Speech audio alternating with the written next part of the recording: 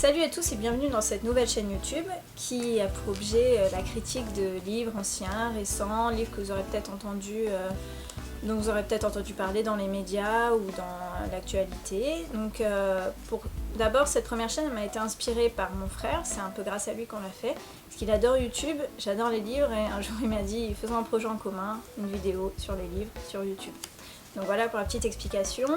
Donc moi aussi j'ai accepté de faire cette vidéo parce que j'adore les livres tout simplement, et puis je me suis dit que d'avoir un point de vue différent de ceux qu'on peut lire sur des sites internet, je trouve que c'est toujours bien. Donc pour cette première vidéo, je voulais vous parler de Va et poste une sentinelle d'Harper Lee, qui a été publié en France à la fin de l'année dernière. L'auteur, elle, est décédée en février, donc ils ont eu le temps de le publier et puis après, voilà. Mais alors donc ce livre, en fait c'est la suite de Ne tirez pas sur l'oiseau moqueur d'Harper Lee, qui lui a été publié dans les années 60. Donc Harper Lee est une auteure américaine. Elle a gagné avec Ne tirez pas sur l'oiseau moqueur, donc le premier volume. Elle a gagné le premier volume avant celui-là c'est la suite. Elle a gagné le prix Pulitzer, qui est l'équivalent du prix Goncourt aux États-Unis, donc ça a eu un succès fulgurant, mais en même temps le premier opus a été très critiqué parce que ça a dénoncé beaucoup le racisme et l'apartheid. C'est en fait l'histoire d'une petite fille qui s'appelle Scout Finch, qui vit dans les années 30 aux États-Unis, donc pendant la Grande Dépression, et qui ne comprend pas toute la haine qu'ont les gens envers les personnes de couleur et plus particulièrement, cette haine des Américains dans le livre, je parle la haine des Américains pour les gens de couleur, ils ont mise en forme à travers une affaire judiciaire qui est l'accusation de viol d'une femme blanche commise par un homme noir. Donc voilà, on s'aperçoit en fait au fil du procès que finalement le jeune homme noir ne peut pas avoir violé la jeune femme blanche, mais en fait je vais pas tout vous raconter, mais en gros c'est pas lui qui a pu commettre ce crime, et malgré tout il est condamné.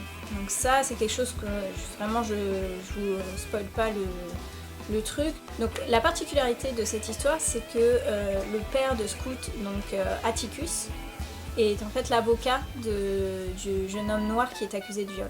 Donc c'est assez intéressant parce que la jeune fille voit comment la ville se comporte avec elle, du fait que ce soit l'enfant d'une personne de couleur.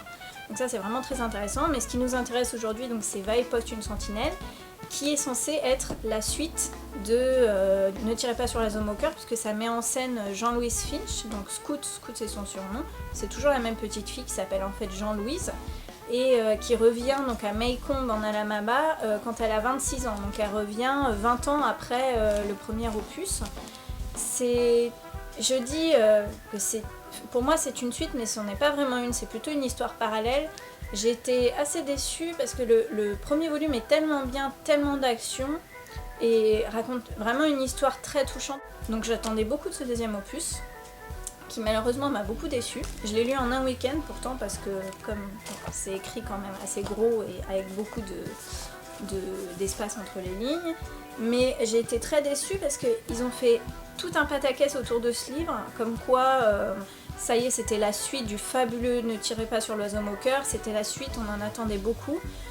Tout le monde disait que le manuscrit avait été perdu dans les années 60, qu'il avait été en fait écrit juste après Ne tirez pas sur l'oiseau moqueur, mais qu'il avait été perdu, qu'en fait on l'avait retrouvé. Il y a eu tellement un emballement médiatique que j'attendais vraiment beaucoup de ce livre, et j'ai été très déçue, tout d'abord parce qu'il y a énormément moins d'action que dans Ne tirez pas sur l'oiseau moqueur, et c'est très dommageable. Dans l'oiseau moqueur, ce qui nous tient dans l'histoire, c'est vraiment cette action. Il se passe toujours quelque chose et on s'attend pas à la fin.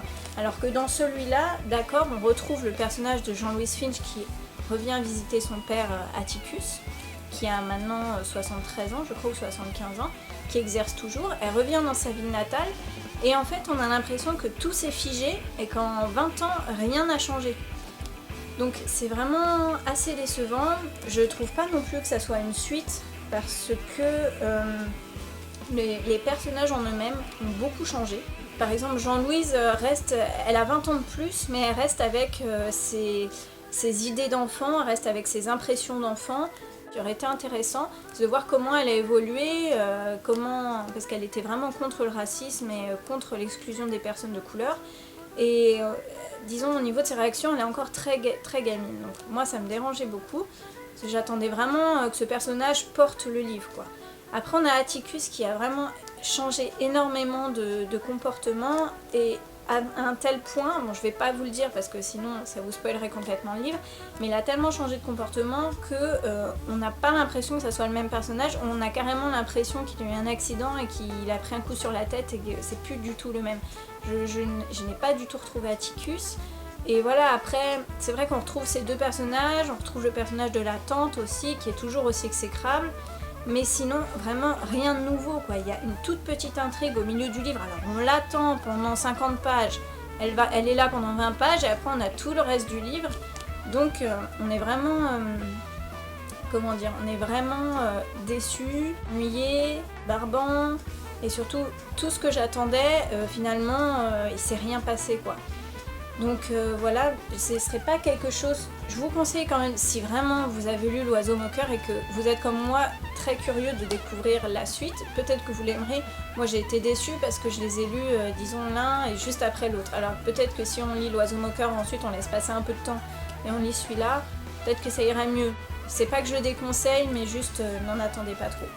Voilà, si cette vidéo vous a plu, n'hésitez pas à laisser un pouce bleu, un commentaire ou encore à vous abonner à ma chaîne. Et puis en attendant, je vous dis à bientôt pour une nouvelle vidéo. Salut!